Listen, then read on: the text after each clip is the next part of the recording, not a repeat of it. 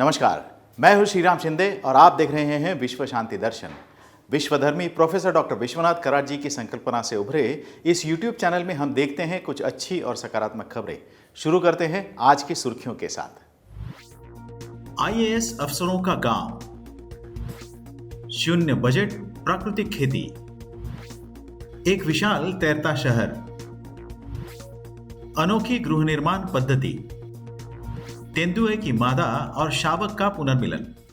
उत्तर प्रदेश के इस गांव ने भारत को दिए हैं ज्यादा से ज्यादा IAS ऑफिसर।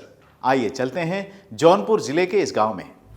उत्तर प्रदेश में जौनपुर जिले का ये गांव कई चीजों के लिए मशहूर है, लेकिन इस गांव की सबसे महत्वपूर्ण बात यह है कि माधवपट्टी के हर घर में एक IAS या PCS अधिकारी है। यह सब 1924 में शुरू हुआ, जब मुस्तफा हुसैन PCS में शामिल हो गए और फिर 1952 में इंदु प्रकाश ने सिविल सेवा परीक्षा में दूसरी रैंक प्राप्त की और IAS अधिकारी बन गई। तब से एक तरह का चलन शुरू हुआ और हर युवा IAS अधिकारी बनने की ख्वाहिश रखने लगा। उनमें से अधिकांश सफल भी हुए। IAS और PCS ही नहीं, माधवपट्टी के निवासी भाभा परमाणु केंद्र और विश्व बैंक से जुड़े हुए हैं। इस गांव के 4 भाई बहनों का IAS के लिए चुने जाने का अनोखा रिकॉर्ड भी है। इन भाइयों में से एक ने बिहार के मुख्य सचिव के रूप में कार्य भी किया है। वास्तव में ऐसे मामले भी हैं जहां पूरे परिवार ने नागरिक सेवकों के रूप में देश को अपना सहयोग दिया है। ऐसी कृषि पद्धति जो कृषि भूमि को बदल देती है। लेते हैं ज्यादा जानकारी। शून्य बजट प्राकृतिक खेती ने भारतीय राज्य आंध्र प्रदेश में 5,20,000 किसानों को प्राकृतिक खेती में जाने में मदद की है। जल्द ही यह संख्या 6 करोड़ हो जाएगी। शून्य बजट प्राकृतिक खेती रसायन मुक्त कृषि की एक विधि है जो पारंपरिक भारतीय प्रथाओं से ली गई है। 1990 के दशक में मध्य प्रदेश से पद्मश्री सुभाष पालेकर द्वारा इस खेती की प्रथा को बढ़ावा दिया गया। शून्य बजट प्राकृतिक खेती रासायनिक उर्वरकों, कीटनाशकों और गहन सिंचाई द्वारा संचालित कृषि पद्धति का एक वैकल्पिक तरीका है। रासायनिक आदानों का गहन उपयोग लंबे समय में मिट्टी की उर्वरकता को नकारात्मक रूप से प्रभावित कर रहा है। शून्य बजट प्राकृतिक खेती को किसी रसायन की आवश्यकता नहीं होती और ऐसी खेती करने में कुल खर्च शून्य होता है, इसलिए इसे शून्य बजट प्राकृतिक खेती कहा जाता है।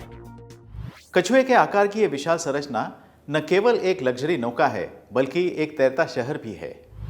इतालवी design firm Lazzarini design studio ने एक बड़े कछुए के आकार की एक विशाल नाव की योजना तैयार की है। यह जहाज इतना बड़ा है कि इसमें 60,000 मेहमानों के लिए विभिन्न hotel, apartment, condo, shopping centre, park और अन्य सुविधाओं के लिए काफी जगह है। इसमें जहाज और हवाई जहाज के बंदरगाह भी होंगे ताकि मेहमान दूर दूर से यहाँ की यात्रा कर सकें। यह नाव अब तक की सबसे बड़ी तैरने वाली संरचना बनने के लिए तैयार है। विश्व शांति दर्शन द्वारा विश्व शांति छात्र फिल्म महोत्सव का आयोजन किया जा रहा है, जो पुणे स्थित विश्व शांति गुंबद से प्रेरित है। विज्ञान और अध्यात्म के एकत्रित माध्यम से शांति की संस्कृति को बढ़ाने के लिए इस महोत्सव का आयोजन हो रहा है। इसमें सहभागी विद्यार्थी कम से कम 5 और ज्यादा से ज्यादा 8 मिनट की फिल्में भेज सकते हैं। फिल्म, टेलीविजन, डिजाइन और मीडिया के छात्रों को अपनी प्रतिभा दिखाने और नगद पुरस्कार जीतने का यह एक अच्छा अवसर है। इस महोत्सव के लिए कोई प्रवेश शुल्क नहीं है। इस शॉर्ट फिल्म फेस्टिवल में भाग लेने के लिए न्यूनतम आयु 15 वर्ष और अधिकतम आयु 25 वर्ष की होनी आवश्यक है। प्रविष्टियां प्राप्त करने की अंतिम तिथि 31 दिसंबर 2022 है। इस महोत्सव की अधिक जानकारी के लिए देखिए विश्व शांति दर्शन YouTube चैनल। अपनी प्रविष्टियां यहाँ नीचे दिए गए ईमेल आईडी पर भेजिएगा। घर बनाने के सपने होंगे 90 दिनों में पूरे। कैसे, आइए जानते हैं। हैदराबाद से लगभग 30 किलोमीटर दूर एक खुला मैदान है जिसमें 3 घर ऐसे दिखते हैं जैसे कि वे वहां के नहीं हैं। लकड़ी और कांच से बने कोन वाली दीवारों और ढलान वाली छतों के ये घर गृह निर्माण के क्षेत्र में क्रांति ला सकते हैं। ये अनोखे घर 90 दिनों में रहने के लिए तैयार हो सकते हैं। इसके निर्माताओं ने इसका नाम चुना है ओकनो मोड होम्स। ओकनो का पोलिश भाषा में अर्थ होता है खिड़की।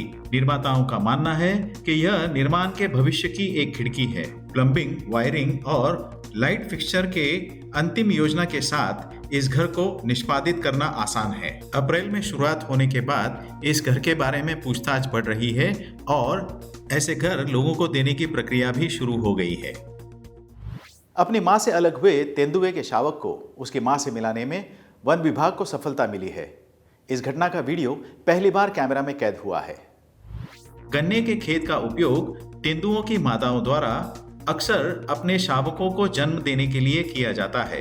वो इसलिए कि शावक इन खेतों में सुरक्षित रह जाते हैं जब तक कि वे चलने फिरने और अपनी सुरक्षा करने के लिए लायक न हो जाएं। लेकिन इसके चलते कई बार इन शावकों का पाला मनुष्य से पड़ जाता है और फिर शावक अक्सर मादाओं से अलग हो जाते हैं। लेकिन इस बार कुछ अलग हो गया। महाराष्ट्र के शिरोली गांव के स्थानीय लोगों ने गन्ने के कटे हुए खेत में तेंदुए के शावकों को देखा।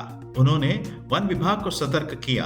कैमरा में कैद दिल को छू लेने वाली इस पुनर्मिलन प्रक्रिया में 45 दिनों के इन शावकों को उनकी मां से वापस मिला दिया गया। आज पूरी दुनिया में स्वच्छता के अभियान चल रहे हैं, लेकिन भारत के 10 सबसे स्वच्छ शहर कौन से हैं?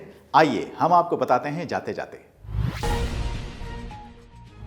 स्वच्छता अभियान के बाद भारत में लोग साफ सफाई के प्रति काफी जागरूक हुए हैं। 4000 भारतीय शहरों में किए गए सर्वेक्षण के अनुसार भारत के 10 सबसे साफ शहर कुछ इस प्रकार हैं। इनमें 10वें स्थान पर है अहमदाबाद। गुजरात के इस सबसे बड़े शहर को मैनचेस्टर ऑफ इंडिया भी कहा जाता है। विशाखापट्टनम ने 9वां स्थान ग्रहण किया है। 8वें स्थान पर है गुजरात का बड़ौदा, जिसे वडोदरा के नाम से भी जाना जाता है।